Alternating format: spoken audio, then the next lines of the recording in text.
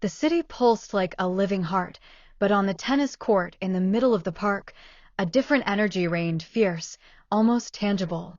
Kaitlyn, gripping her racket, slammed the ball as if each swing could rewrite her life. She'd lost everything, her job, her confidence, even her belief in herself, after her startup crashed, leaving only debts and shattered dreams. Tennis was her sanctuary, a place where she could escape the world, where the rules were simple and victory depended solely on her. That evening, under the glow of the court's floodlights, she saw her Sophia, standing by the baseline, racket in hand, her gaze a mix of defiance and longing. Sophia moved with a grace that seemed to belong to the court, as if she'd been born wielding a racket. "Wanna play?" she challenged, her voice carrying a spark of provocation. Kaitlyn, never one to back down, nodded, and from the first serve, the air between them crackled. Sophia had come to the city from a small southern town, where tennis was her escape from a stifling life that dismissed her dreams as foolish. She loved the sport for its rhythm, for the way it made her heart race and her mind razor-sharp. Their match began like a duel. Kaitlyn hit with raw power, venting her anger. Sophia countered with cunning, anticipating every move. They laughed at missed shots, egged each other on, and by the end of the set, both were breathless, yet buzzing with the sense that they'd stumbled onto something rare. The bench by the court became their first refuge. They sipped water, joked about Sophia nearly smashing a floodlight with her serve, and shared stories. Kaitlyn opened up about her failed business, how she dreamed of changing the world, but ended up with nothing. Sophia confessed she'd run from a home that didn't accept her for who she was, and tennis became her way of proving her worth.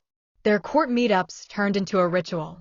Morning practices when the city still slept, or evening matches under the hum of the streets, it was their time.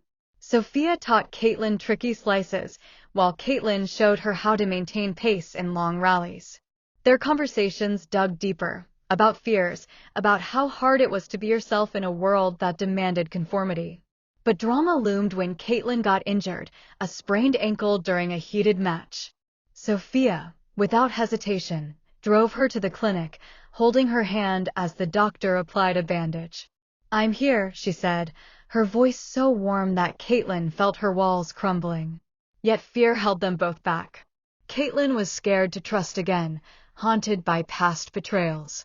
Sophia, scarred by her family's rejection, had sworn never to let anyone too close. The tension grew, spilling into their game. On the court, they battled as if unleashing everything left unsaid. One evening, after an exhausting set, they walked through the park, where streetlights reflected in puddles left by recent rain. The air smelled of wet grass, the city humming in the distance. "What if we just keep playing but never take the risk?"